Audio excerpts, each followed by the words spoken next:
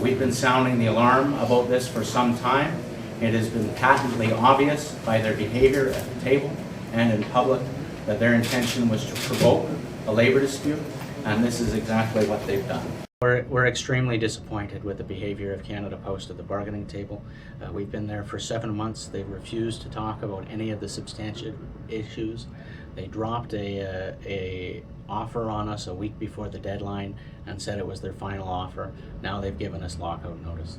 We know that we're dealing with an unscrupulous employer. They have no problem lying to the public, and they have been untruthful about the real situation, financial situation, facing Canada Post for years. People think that Canada Post is funded by tax dollars, and that's not true at all. It's been decades since Canada Post has taken a penny from the federal government. In fact, it's returned over $1 billion to the federal government in the form of taxes and dividends over the last 20 years.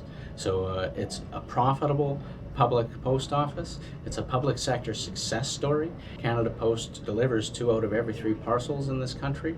They're very well situated for continued success.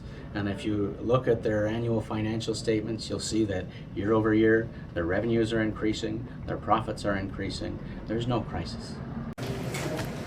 Pay equity is the biggest issue in this dispute. Our rural and suburban mail carriers unit, which is predominantly made up of women, are paid 28% less than their male counterparts in the urban operations bargaining unit for doing the exact same work, delivering mail.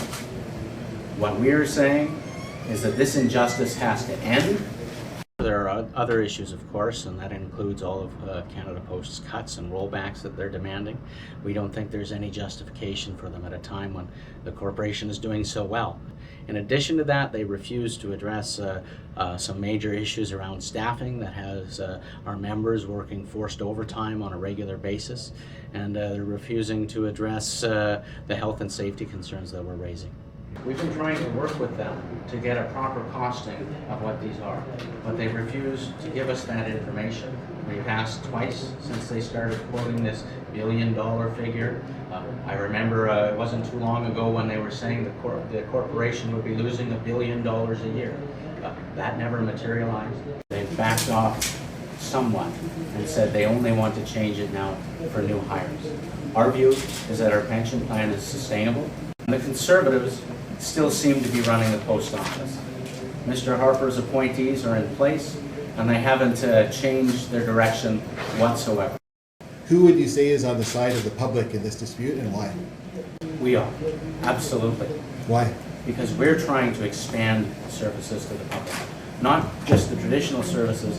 We're putting forward proposals for services to seniors that would help them stay in their homes longer.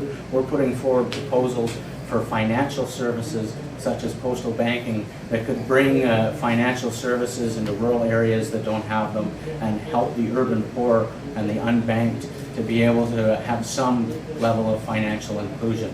This is a plan that could bring in revenue to Canada Post, and it's something that post offices around the world are doing with great success. We think that is the way for Canada Post to go. Management on the other side has only cuts to offer. Cuts in services, cuts in benefits, cuts in pensions, cuts for everyone. The federal government right now is holding a public review of Canada Post where they're looking at these options. And so this is exactly the wrong time for management to be shutting down the post office, locking out its workers, and denying these services.